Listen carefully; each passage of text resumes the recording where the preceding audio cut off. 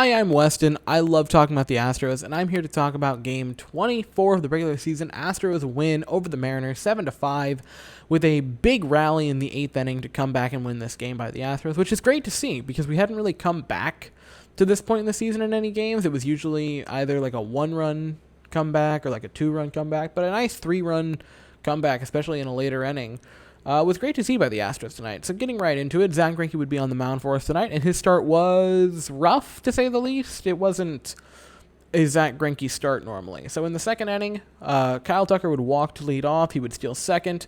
Yuli and Correa would pop out to make it 2 outs. But then, with 2 outs, Chas McCormick singles to make it a 1-0 game, and then Straw would single to score McCormick to make it a 2-0 game. Maldonado would then pop out to end the inning, but that's okay. The Astros took a 2-0 lead in the second inning, so nice and early in this game. Then in the third, a Torrens home run would make it a 2-1 game, which isn't great. And the fourth is when the Mariners would take the lead. After getting into some trouble with some base runners, I believe it was second and third, a double by Torrens, who, funnily enough, came into the game with 1 RBI and would leave it with 4, which is kind of a ridiculous thing to happen, doubled to make it a 3-2 Mariners lead, and then J.P. Crawford would double to make it a 4-2 Mariners lead. In the fifth, Brandon Bielak would come in. He would give up a home run to Kyle Lewis, the reigning Rookie of the Year, to make it a 5-2 Mariners lead. And at this point, it was looking kind of grim. In the sixth, the Astros would get one of them back. Yuli would double, and then Correa would single him in to make it a 5-3 game. And so it's like, all right, we had a little bit of action in the seventh, and I thought this was a good chance to maybe, even up the game. We couldn't, but in the eighth, we would. A huge 8th inning by the Astros to score 4.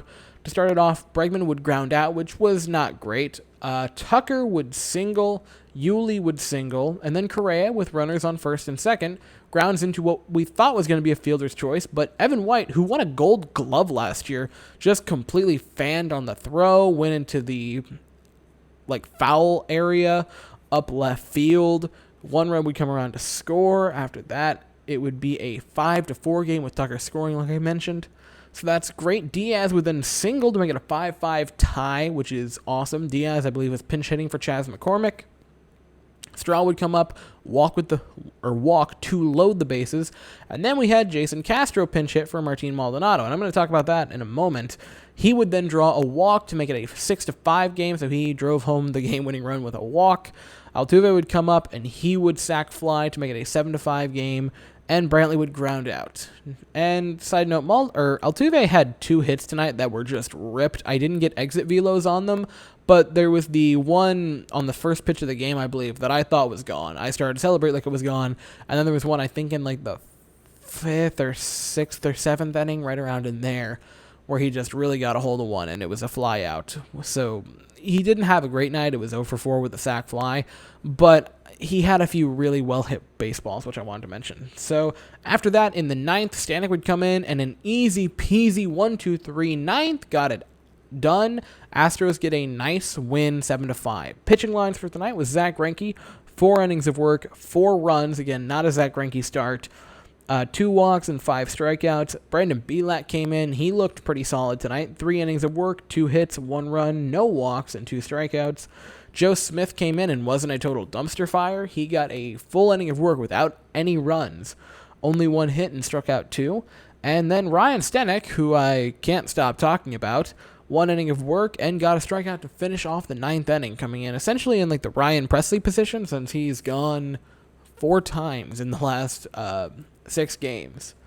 And that was it. So the final thoughts that I want to get into, Zack Greinke had a very not good night, and that's a nice way to put it.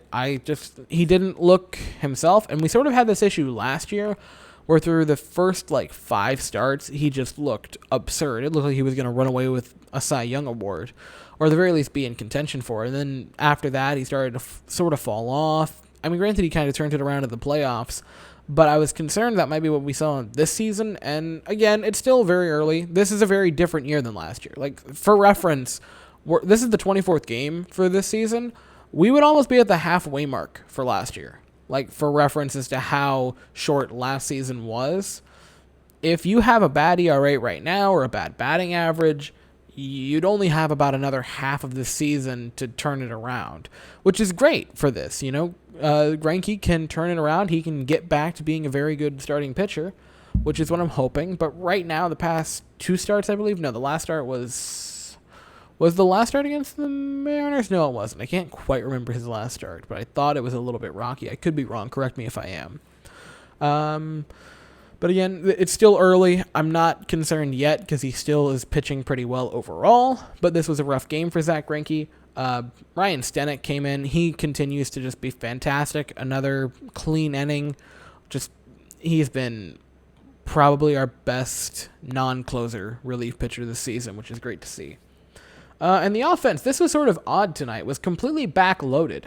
Altuve, Brantley, and Bregman combined to go 0 for 13 with a sac fly, which is very unusual for those 3 to go 0 for 13 together. And like I mentioned, Altuve had a couple of hard hit balls, so I'm not totally upset with that.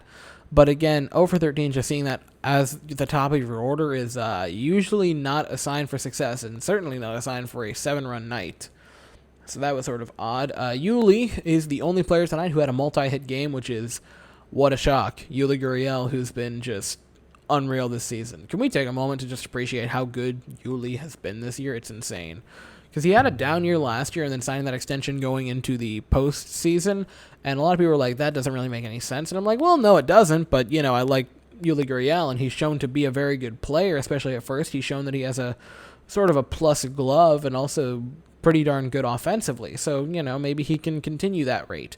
And he's on pace right now to have his best offensive season, and it isn't even close. Like, this is an insane start for Yuli Gurriel. A person who has never quite batted over 300. He's usually hovered around there, and then an on base around 350 to 370. And right now, his batting is I believe, 358, and his on base is in the 460s, which is insane numbers for a person. And this isn't just, a week or so into the season. This is now, we're almost a month in. Today is the it's technically the 29th now when I'm recording this, but the 28th when the game was played. So this is about a month in, and he is just still tearing the cover off the ball. Genuinely a chance to win AL Player of the Month. I think it's probably going to go to Trout if I had to guess, but Yuli makes a case for it because he has just been fantastic this season. And another thing I want to talk about, which is just kind of a sad thing to mention, I like Martin Maldonado a lot. I really like him. But I don't know how you don't make Jason Castro the starter at this point in time. He has a pair of home runs on the season. He's only played in 10 games, and he's batting .222 with a .382 on base. Martin Maldonado currently is under 100 for batting. And for reference, he isn't even hitting the Mendoza line in on base. His batting is .093, and his on base is 169, which is not nice. And I really like Martin Maldonado. But this isn't a question right now. You have to make Jason Castro the starter for right now. And I'm not saying you keep him that way for the rest of the season, depending on how things go. But that's why you have a catcher and a backup catcher. If you start Castro for 5 of the next 6 or 7 games, and he is this level where he's a plus player, he's doing well offensively, and his defense is still pretty okay, then you can have Martin Maldonado take some of the games and give him some rest. Or if he kind of, isn't quite there, you can have them split time. But I don't think, there's no argument right now of why they shouldn't be doing 50-50 right now. There just isn't. The numbers are not even in the ballpark.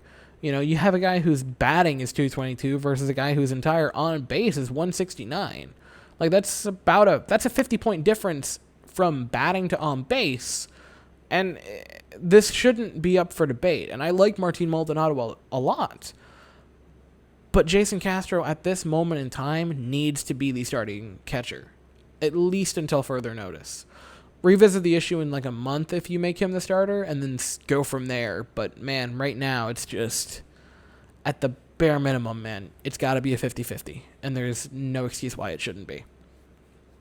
And this is going to be not a tangent or anything because it's positive, but this is what I wanted to say. the first thing that popped into my head as soon as we came back and as soon as it was like 7-5, before the end of the game, I thought to myself, this is what good teams do.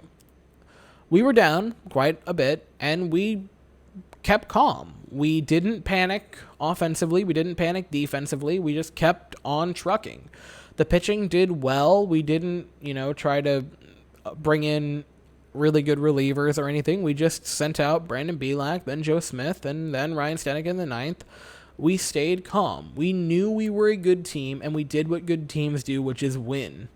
Good teams take games like this that seem early on like they're going to be a getaway game for the other team, or just a rough loss for their own team, for the Astros, and they turned it into a win. They came back with a good offensive outburst in the 8th inning to get 4 runs. They scored 7 in total, and this is just great to see.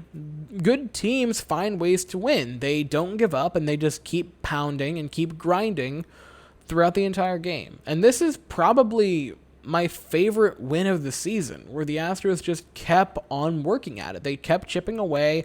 They got the run in the 6th, and then they blew the doors off of them in the 8th. And that's just so encouraging. Like, I find a win like this almost more encouraging than the 16-2 game in a way, because in that one, it was just essentially a blowout from pretty much the word go, whereas this one was a game that seemed over entering the 8th inning. It was a 2-run deficit, and they, for the most part, didn't really look that interested in winning.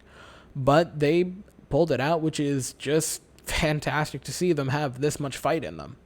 Tomorrow is a bit of an odd one, a 2:10 p.m. Eastern Standard Time start, which I'm not used to. However, I want to say thank God for that, because tomorrow night there is a Rangers game at 7, and also tomorrow night is the NFL draft for the New York Jets, which, just because I haven't done any Jets content recently, because, the Astros have been playing every day and I've been doing that every single day, and the Rangers have been every other day, I'm still a massive Jets fan. Like, that doesn't go anywhere. Like, I haven't talked about them recently, but I still am super ecstatic about the draft. I'm not going to do a live stream or anything, but I'm going to probably record my live reaction to the pick at 2, and then afterwards give brief thoughts about it, and then I'll probably do the same thing for pick 23 and 34 on day 2.